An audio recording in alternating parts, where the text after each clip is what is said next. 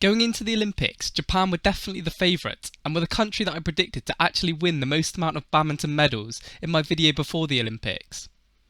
I didn't even think it would be close considering how many top badminton players Japan have in all of their categories and the form that they have been in recently.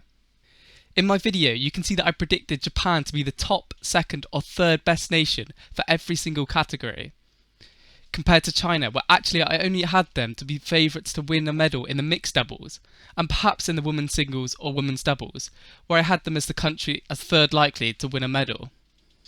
However, in the Olympics, despite Japan being a big favourite in their home nation, they only managed to win one medal, which was a bronze medal in the mixed doubles by Yuta, Watanabe and Arisa Higashino.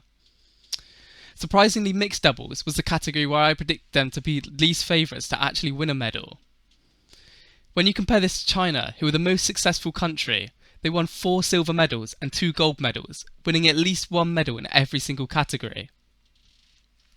In the mixed doubles, the final consisted of 2 Chinese pairs as well.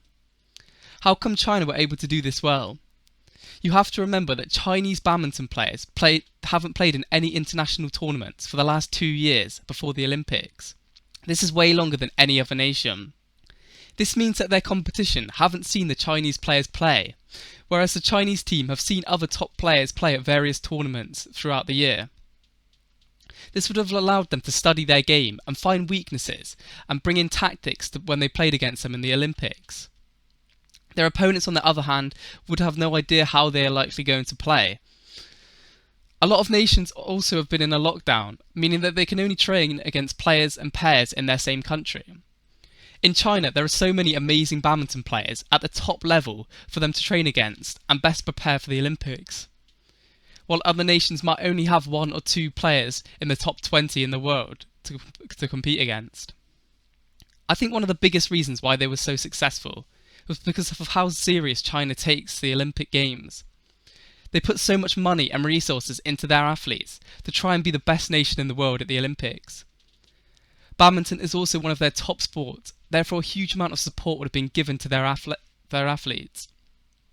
I know for a fact that if an athlete does well at the Olympics in China, they are giving a lot of money and practically turn into celebrities there, which is a huge incentive for the players. This competitive nature and rewards for doing well at the Olympic Games would have meant that their training would have been really good and intense for a long time leading up to the Olympic Games. You also have to remember that because Chinese badminton players haven't competed in a long time, their world rankings have dropped due to inactivity. Other top badminton players have been playing tournaments, raising their rank and overtaking a lot of the Chinese players. This meant by looking at the rankings, you might not have expected China to perform that well. Although the rankings due to the inactivity did not show the true world rankings and who are the best players in the world at that time. I think we also forgot how good some of the top players in China are. A lot of them have so much experience, like Chen Long for example, who won the Olympics in 2016. So why did Japan completely underperform and not live up to their expectations? The Olympic Games were in Tokyo, which is their home country. I honestly think this put added pressure onto the Japanese players. A perfect example of this was Kenta Momota, one of the favourites to win the Olympics in the men's singles.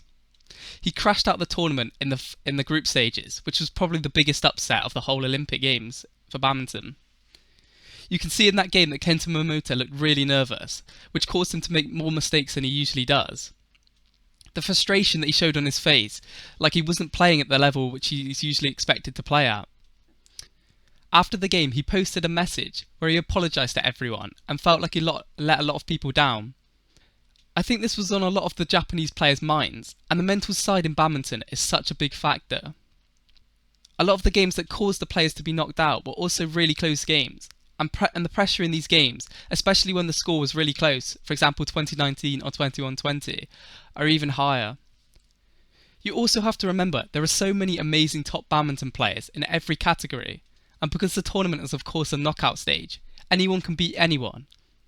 A lot of these games are decided by just a few crucial points, where if they went differently, we would have seen more Japanese players on the podium.